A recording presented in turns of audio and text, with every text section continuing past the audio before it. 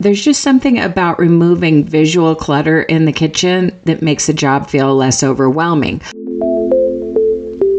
I'm Ronnie, and you're listening to Clean With Me, the podcast where I walk you through cleaning your house step by step. When you clean along with this show, you'll get more done in less time so you can spend the rest of your day doing what matters most to you. Thanks for joining me. In today's episode, I am going to give you a little pep talk while you wash your dishes. Let's get right into the episode. Maybe you have a pile of dirty dishes in your sink, on your countertop, on the kitchen table, on the coffee table, on your nightstands, lurking in a teenager's bedroom. I don't know, but it's time to gather all of your dishes to the sink area. I say the sink area because I don't like to put glasses and mugs inside of the sink. And you may need to clean out your sink before you begin if it's not already clean. So it's time to gather up all of your dishes from around the house. Or if you're not feeling presentable yet, that's important too. When you look good, you feel good. So maybe you need to get dressed for the day and do your minimums. Everybody's minimums are different. For some, it could be putting their hair up. For others, it could be styling their hair down. I like to use some type of product in a spray bottle on mornings when I took my shower the night before. That way I can fix my hair and not have bedhead. I like to put on a little makeup. I like to wear something that's comfortable yet presentable, all before I start cleaning. But I don't know what time of day you're listening to this. You could be listening to this in the afternoon or evening. While you're either gathering up dishes or freshening up for the day, I just wanted to say that I realize doing dishes is not usually on the top of anyone's list of favorite chores. A few of you might find it therapeutic, and I do find it therapeutic, but I never feel excited about starting on it. But sometimes once I'm doing dishes, I get into the flow of it and kind of enjoy the process. I like to do it in kind of a systematic, organized way where I get the difficult items soaking first, make sure my sink is cleaned out, and then I start pre-rinsing and washing the easiest items. If I come across something that has dried on food, that item's going to soak until I've washed all the easy items first. And this is true whether I'm using a dishwasher or not. I realize some of you are exclusively hand washing, but what I do is I get any difficult items soaking, and then I pre-rinse the easy small items, meaning cups, glasses, mugs, silverware, cooking spatulas, which I strategically place in the top rack, along with the cups and bowls. Silverware goes in the little compartments in the bottom. And then larger containers, maybe a small skillet or a small glass casserole dish. Those are the types of things I put in the bottom. And of course, plates. Larger items like a large skillet or a pasta pot, those are items that I typically hand wash. Oh, I do put my small saucepans into the dishwasher after pre-rinsing them. And when I talk about pre-rinsing, I like to use a brush on a handle. Sometimes I also grab a sponge with an abrasive side, like a Scrub Daddy. But if you look at the process as something that's going to be therapeutic and something that you're going to do efficiently in a certain order, that can make it feel a little bit less daunting. Another thing I often do before I start dishes is clear off my kitchen island and my kitchen countertops, because sometimes when I see a lot of clutter in the kitchen, I feel like I have more dishes to do than I actually do. I might only have a few dishes to wash, but if I was gone for the evening last night, hypothetically, and there's tons of clutter all over the island, that can make me feel overwhelmed and make me feel like I'm facing some kind of disaster, even though I'm not. Hopefully by now you're feeling presentable and you've gathered up all of your dishes. Maybe you're already doing some of the things I'm talking about, like getting the difficult items soaking, or maybe you need to put away some clean dishes first. I know you might be tempted to stack things on top of the already dry dishes in the drying rack. Resist the urge. Get those put away. I promise it's going to make the process of hand washing a little easier, because if you're like me, even if you're using a dishwasher, you're going to be hand washing some items, either because they don't fit in the dishwasher or it's more efficient to put different things in the dishwasher and hand wash others. In addition to emptying your drying rack, you might also need to empty your dishwasher, because maybe you're doing an empty reload and run of the dishwasher. I will confess that on some days when I'm working from home, where I've got podcasts to record and college work to do, I will just quickly do an empty reload and run and then let someone else clean the rest of the kitchen, because a lot of times getting that dishwasher loaded is a major part of cleaning the kitchen, and that lightens the load for the next person. Even though it only takes a few minutes, it kind of gets it down to where there's maybe a pot and a pan soaking in the sink and some clutter on the countertops. There's just something about removing visual clutter in the kitchen that makes the job feel less overwhelming, whether that means clearing your island and countertops or doing that first empty reload and run of the dishwasher, or maybe getting that first sink load soaking. You've got to remove that visual clutter and, find a way to thin it down quickly before you start to feel discouraged, or someone else does if you're working along with someone else. Right now we have 4 adults living here, so that's why I'm saying I might just do an empty reload and run and then, go work in my bedroom office while someone else does the rest. And often once I get that dishwasher running, I get that other machine running, my washing machine. In a large family, you've got to have that washing machine and dryer working for you while you're working on the rest of the housework. If you know, you know. A lot of times I just need to get the machines running. There's lots of bedding to wash, towels to wash. My middle son is away at Marine boot camp. Say a prayer for him. It's pretty grueling, but I do currently still have 8 people living in my house. So there's lots of dishes, there's lots of laundry.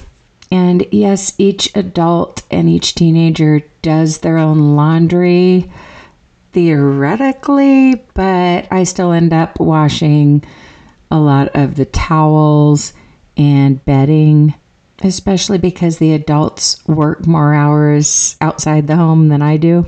Not my husband right now, but the adult kids. So my husband is a huge help right now. I wouldn't be able to do this without him. There's just a lot of housework. But I want to remind you that your home is always going to look messy if you don't start keeping up on dishes. I'm not saying this to guilt you. I'm just saying that it's such an important springboard task, because having that task of doing dishes looming can cause you to procrastinate. It can also cost you money, and you may be thinking, how so? I cook everything from scratch. That's why I have all these dirty dishes.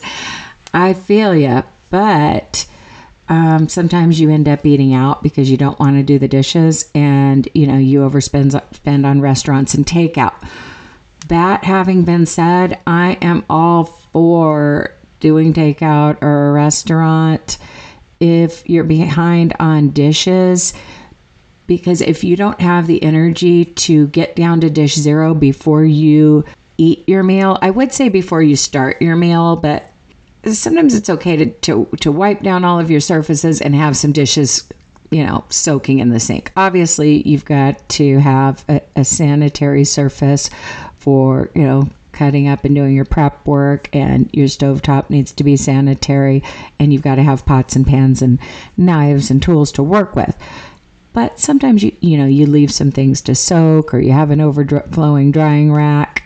And by cooking dinner, you add to those dishes that you already have sitting in the sink. I'm definitely in favor of doing takeout. The other day, my husband was kind of looking confused when I mentioned going to Wendy's, and I'm like, I need to get caught up on dishes. Like, I just didn't feel like doing dishes and then cooking dinner. We had a lot going on that day, and our teenagers were at camp, so we weren't really responsible to feed anyone.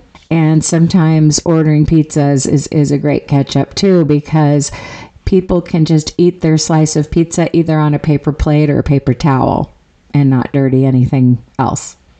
I'm not telling you not to do dishes, but definitely getting paper plates can help you if you're in a season of life where you're overwhelmed. You've just got a lot going on. Let me give you a perfect example. I am in my last year of college, which sounds crazy because I'm no spring chicken, but I just really want this degree. And I didn't really think this through, but during the summer semester, it's broken up into 2 mini semesters. So even though you're taking like 2 classes at a time, it's a full load because they're 8-week semesters instead of 16-week, if that makes sense. So here's what got me though. Week 7 and 8 of the first mini semester is week 1 and 2 of the second mini semester. So right now I'm in what they call the overlap, meaning I'm taking double a full college load. So yeah, maybe that'll help explain why I had a sink full of dishes and wanted to go to Wendy's with my husband the other night. And if you do struggle with dishes, and if you can afford it, having one takeout night a week or whatever can kind of help serve as a catch-up time. But I encourage you to work on getting down to dish zero every day. By the way, I got some comments on YouTube where this listener was saying that, she's already got the basics down. She's not overwhelmed.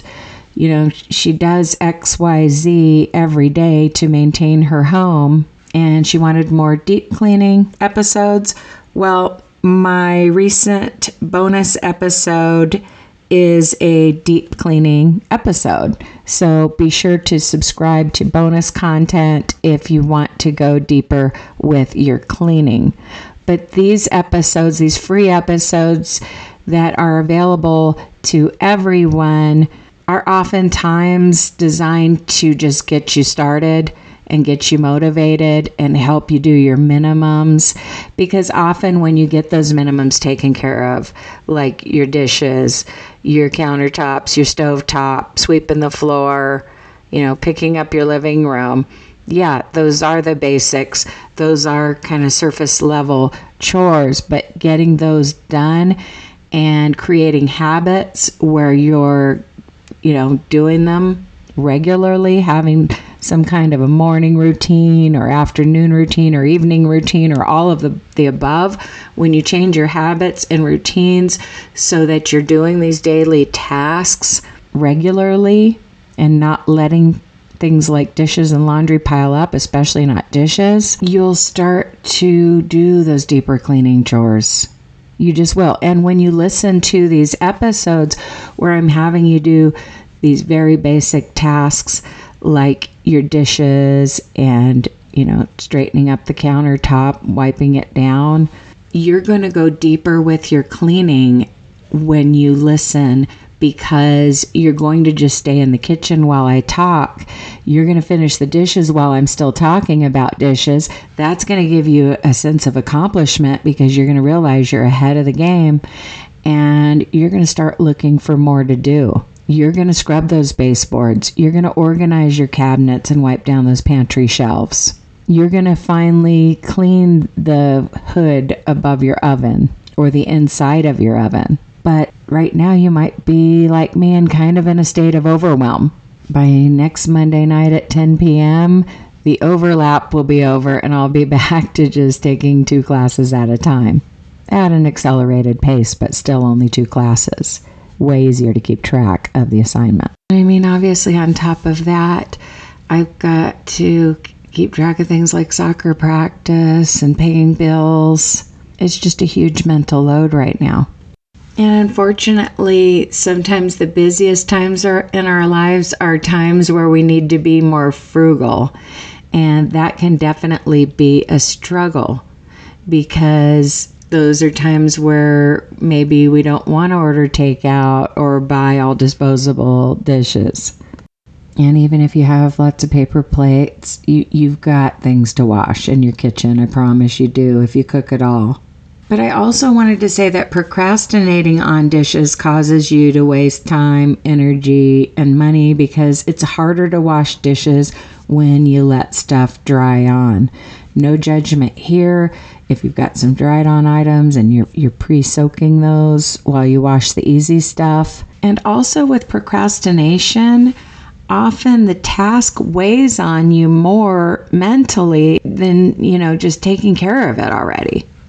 We spend so much time, and this is human nature, but we spend so much time worrying about things when it would actually be easier to just do the thing. Something that teenagers often do, they'll say, I'm not going to have time to get this homework done. And they'll keep saying that. And I'm like, you could have started on it by now instead of just talking about it. Why don't you just dive right in and see how much you can get done? Instead, they want to worry about it for a while. But as adults, we're often guilty of the same thing, especially when it comes to housework. We don't have the peace that a clean house brings. We sit around thinking about what a mess our house is. Right now, I'm doing a lot of delegating. Earlier, I had to run to the store to get an adapter that I needed to record my bonus episode later, because I'm going to do an episode where I'm moving around while I record. So I basically gave everybody a job to do and said, I want this house clean by the time I get back. And I'm not going to be gone very long. Definitely give your teenagers chores to do and start earlier than that. But they have time to do a lot, especially during the summer. Okay, I know not all of you are moms of teenagers, or you may be listening to this episode during a different season, but if you've got teenagers and it's summertime, you need to put them to work. It's good for them. It's going to help them out later in life anyway, and it's going to help your sanity. Sometimes there's something about just leaving to where they have the deadline of you getting back. They might even be tracking you. If you've got like Life 360 or the Find My app. And maybe they're going to rush and clean at the last minute. Doesn't matter as long as they get it done. I apologize if you hear my dog barking in the background. I probably don't have time to re-record this or edit that out, so I'm keeping it. But I encourage you, when you're done eating or drinking, take every dish to the sink and always rinse them thoroughly. Make sure nothing's sticking to it, and that's going to save you a lot of time and elbow grease later.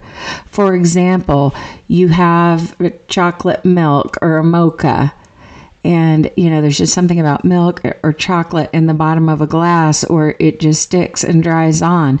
But you could quickly rinse that out with water and place that cup in the sink or next to the sink.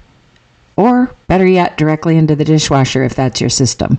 That's going to save you having to use extra dish soap and have to soak that item before you can wash it during your next dishwashing session. But anytime you're overwhelmed by something, if you break it down into smaller parts and keep up on it, it's going to be more manageable. And this is so true when it comes to dishes. It's easier to keep up than to catch up. But if you do have a dish with really stuck on food and maybe you didn't get it soaking at the beginning of the episode, run the water till it gets hot, put in a little dish soap, and fill that item up with hot water to let it soak. And some people keep a glass or bowl of soapy water in the sink or next to the sink to let dirty utensils soak until they get around to washing them. if you dread scrubbing utensils that have dried on food, that could be a system that could help you. Basically, you can create small habits that allow you to effortlessly kind of do your dishes throughout the day without even thinking about it.